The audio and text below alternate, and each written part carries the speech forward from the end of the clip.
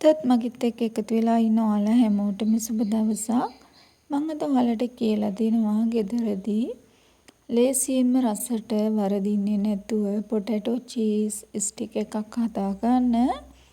ඉතින් රසකාරක දාපු මේ වගේ ස්ටික් බබාලට කඩෙන් ගෙනත් දෙන්නේ නැතුව ඔයාලට පුළුවන් ගෙදරදිම මේක බබාලට හදලා දෙන්න. ඉතින් අපි බලමු කොහොමද මේක හදන්නේ කියලා. මම අලග්‍රෑම් 500ක් අරගෙන තියෙනවා. මම ඒ ටික හොඳට සෝදලා පිරිසිදු කරලා මේ විදිහට තඹ ගන්න තමයි හදන්නේ. අල ටික ඕගොල්ලෝ හොඳට තඹලා අරගන්න. පොඩි කරගන්න පුළුවන් ප්‍රමාණයට ඕගොල්ලෝ හොඳට මේක තඹ ගන්න ඕනි. ඕගොල්ලෝ මේ ස්ටික් එක හදන්න අල තෝරගන්නකොට හොඳ අලුත් අල වලින්ම තෝරලා අරගන්න. අල ටික මේ විදිහට සුද්ධ කරගෙන මම දැන් මේක හොඳට පොඩි කරගන්නවා. ඔයගොල්ලෝ මේක කෑලි හිටින්නේ නැති වෙන්න හොඳට ක්‍රීම් එකක් වගේ වෙනකම්ම පොඩි කරගන්නත් ඕනේ.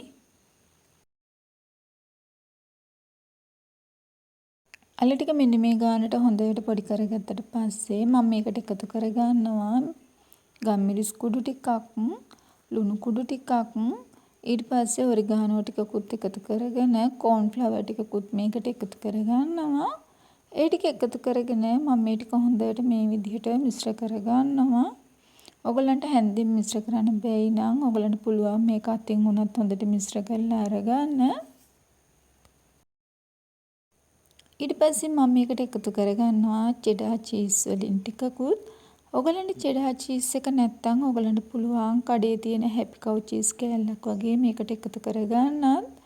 චීස් ටිකත් එකතු කරලා මම මේක මෙන්න මේ විදියට හොඳට මිශ්‍ර කරලා අරගෙන ඩෝ එකක් විදියට හදා ගන්නවා. ඩෝ එක ඊට පස්සේ මම මේ විදියට කටින් බෝඩ් එකක් උඩ තියලා හොඳට තුනී කරගන්න තමයි හදන්නේ. මෙන්න මේ විදියට ඩෝ එක තුනී කරගත්තට පස්සේ මම දැන් පුංචි කෑලි වලට මේක කපලා අරගන්නවා.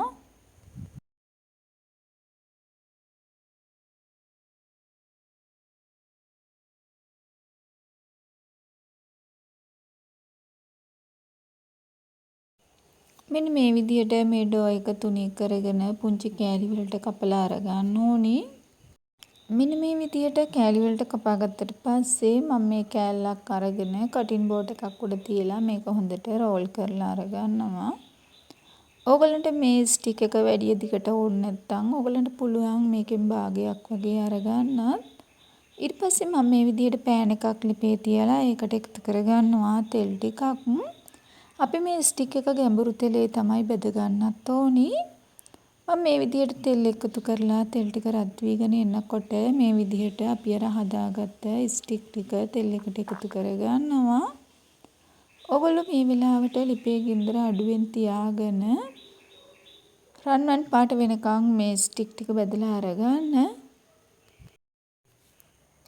ඉතින් මෙන්න මේ වගේ රන්වන් පාටට බැදීගෙන එනකොට මම මේ ටික ලිපෙන් බාලා අරගන්නවා. ඊට පස්සේ අපිට පුළුවන් මේක ඔයගොල්ලෝ කැමති සෝස් වර්ගයක් එක්ක රස බලන්න. ඔයගොල්ලෝ මතක ඇතුව මේක රස්නේ පිටම රස බලන්නත් ඕනි. ඉතින් ආයෙත් මේ වගේ වීඩියෝ එකකින් ඔයගොල්ලොත් එක්ක එකතු වෙනකන් සුබ දවසක්.